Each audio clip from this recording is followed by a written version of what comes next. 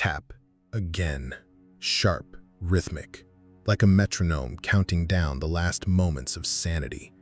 Elizabeth pressed the pillow to her ears, trying to muffle the sound that had haunted her since they moved into this old house on the outskirts of Maple Creek. It felt like the heartbeat of darkness itself, vibrating through the weathered floorboards, rising up the walls and seeping into every crevice of her mind. "It's just an old house, Lizzie," Mark, her husband, had said in the first few weeks. He was a doctor, a man of science, and tried to rationalize every creak, every rustle. But over time, even his rationality began to crack. He started staying later at the hospital, coming home late, his eyes under a veil of fatigue hiding a worry similar to her own. Mark wasn't home tonight. He had left for a conference, leaving Elizabeth alone with the house and its ghosts. The clock on the nightstand read 2:17 a.m. The tapping intensified. Now it wasn't just rhythmic, it was insistent, as if someone, not something, was trying to break through the barrier of her fear. Elizabeth slowly, as if in a dream, swung her legs out of bed. The cold floor kissed her feet. She put on her robe and, fumbling in the pitch blackness of the bedroom, stepped into the hallway. Moonlight pierced through the dusty windows, casting bizarre shadows that danced on the walls like distorted reflections of her own nightmares. The tapping led her. It came from the living room. Elizabeth's stomach tightened. She knew there was no one there. Mark had checked all the doors and windows before he left. She herself had checked. No one could have entered. The living room door was ajar. A faint, pulsating glow emanated from within, like the flickering of an old candle. Elizabeth took a deep breath, trying to calm her wildly beating heart, and pushed the door open. The room was cold, despite the warm September outside. On the antique table they had bought with the house lay an old, worn notebook. It was from this that the strange glow emanated, and the tapping now came from the notebook. "What is this?" Elizabeth whispered, her voice trembling. She moved closer. The notebook's cover was of darkened leather, adorned with faint, faded symbols. She carefully opened it.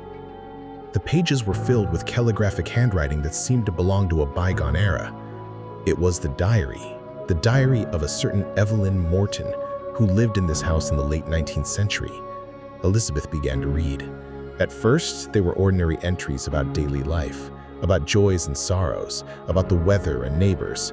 But the further she turned the pages, the darker the entries became. "I hear their voices, whispering from the walls. They want me. I feel their touch in my sleep. Martin doesn't believe me. He says it's the product of my imagination, but I know they are here. They live here." Tap. Again. They're getting closer. I feel their breath on my skin. I can't sleep anymore. Elizabeth felt a chill run down her spine. These entries, they were so similar to her own experiences. The tapping, the voices, the fear. The last entries were written in uneven, trembling handwriting. "They want me to open the door for them, the door between worlds. They promise peace. Tonight, they are waiting for me in the living room. I must do it, otherwise they will never leave me alone." The entry stopped there. But beneath the last line, a strange symbol was drawn, the same one she had seen on the notebook's cover. And the symbol, it pulsed with a faint light, which now seemed ominous. The tapping stopped. Complete silence filled the room, even more terrifying than the tapping itself.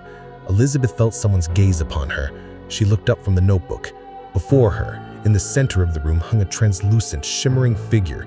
It was a woman in an old-fashioned dress, her face hidden in shadow. But Elizabeth felt her piercing, silent gaze. It was Evelyn Morton.